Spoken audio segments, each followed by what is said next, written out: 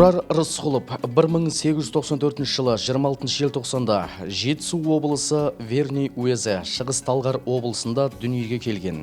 Дулат тайпасының Шымыр руынан оның әкесі Рысқұл Жылқайдарұлы 19 ғасырдың 80-ші жылдары патша әкімшілігінің озбырына шыдамай Сырдария облысының Чернаев уезіне, қазіргі Түркістан облысы Түлкібас ауданы Верный уезіне қоныс аударып келген болатын.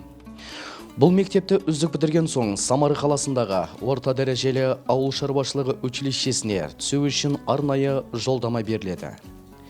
Бірақ училище директоры қазақ көшпелі, оған жер өңдеу, оқудың қажеті жоқ деп қабылдамай қояды.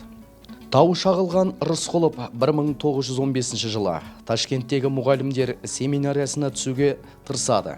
Бірақ оны мұнда да бұратана деген сылтаумен қабылдамайды.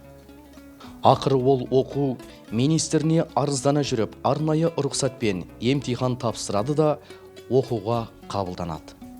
Күн көру үшін оқумен қатар Ташкент қаласының іргесіндегі Красноводск тәжірибе алаңында бағбан болып жұмыс жасайды. 1916 жылы жазда Қазақ даласында ұлт азаттық көтеріліс басталған кезде Рысқұлов оқуын тастап, Әулие Ата уезіндегі Меркі ауылына аттанып кетеді. Ол Меркіге келген кезде халық ашық бас көтерулерге шығып, жер-жерде қарулы қақтығыстар өрши бастаған болатын. Ол Ақкөз Қосанұлы бастаған көтерілісшілердің іс-әрекетіне ұйымдық сипат беріп, саяси бағдар сілтеді. Меркідегі көтерілістің өршіген кезінде Рысқұловты патша әкімшілігі тұтқындайды. Бірақ оның іс-әрекетіне кінә таба алмай, босатып жіберуге мәжбүр болады. 1917 жылы ақпан көтерілісінен кейін көктемде Рысқұлов Меркеге оралып, онда қазақ жастарының революциялық одағын құрады. Мектеп Қазығұрт ауданындағы алғашқы іргелі оқу орны болып табылады. 1989 жылдан бастап Тұрар Рысқұлов атындағы орта мектеп болып ашылып, мектеп 2008 жылдан бері оқушыларға физика, математика және информатика пәндерінен тереңдете оқытатын мектеп-лицейі болып қайта құрылды. Тарихи деректерге сүйенсек, мектепті әр жылдарда басқарған Бақрамов Бекболат, Мұсақұлов Орал, Төреқұлов Кеңес, Қарабаев Медет, Көпейіп Өрісбай, Құрбанов Жүсіпбек, Әлімбай Бұхарбай мектептің материалдық техникалық базасының нығаюына және оқу тәрбие процесінің деңгейінің жоғары көтеруде көп еңбек еткен. Бұл аталған азаматтарды қабілетті іскер ұйымдастырушы және әділ басшы болғанын мектептің байырғы ұстаздары мен ата-аналары үнемі еске алады.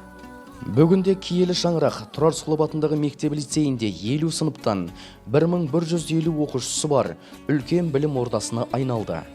Қазіргі таңда мектепте 130 мұғалім жұмыс істейді.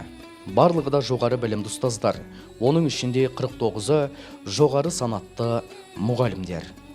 Еңбегінің жетістіктерімен кейінгі ұрпақтарға үлгі бола білген Қазақстан Республикасының ерен еңбегі үшін төсбелгісімен Арыстанбекова, Тәженов, Бейсебаева, үздік ұстаз төсбелгісімен Юсупова, Қазақстан Республикасының білім және ғылым министрлігінің алғыс хатымен Жасымбекова, Наушабаевалар марапатталған.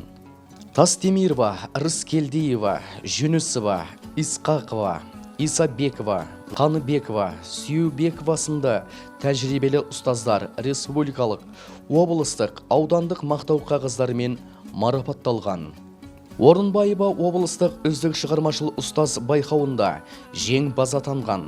Жанысбекова салтанат өрлеуге 5 жыл халықаралық конференцияда дайындаған баяндамасы жинақ топтамасына енді. Мамықов үздік педагог байқауында 2-ші деңгейлі дипломмен марапатталды.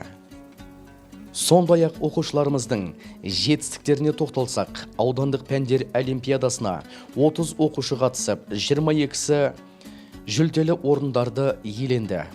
Солардың ішінде облыстық олимпиадаға математика пәнінен жолдама алған Рүстем Оралбек, жетекшісі Перде Мейіркүл жүлделі 2-ші орынды иеленіп, Орал қаласында өткен республикалық олимпиадаға қатысып номинация иегері атанды.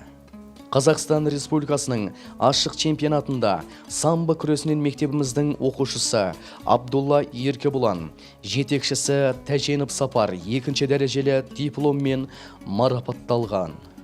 Республикалық олимпиаданың облыстық кезеңінде жас математик номинациясымен Қадыбаев Диас марапатталды. Республикалық ғылыми жобалар жарысының облыстық кезеңінде орыс тілінен зерттеушілік қабілетімен Өтениязова Гүлнара марапатталған.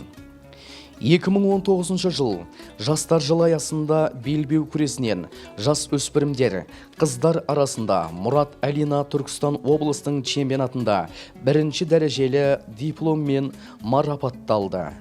Мектеп ұжымы қазіргі таңда оқудың жаңа технологиялық әдіс тәсілдерін пайдалану арқылы дарынды оқушыларды дер кезінде анықтап, шәкірттерді шығармашылыққа баулуды басты парызымыз деп санайды.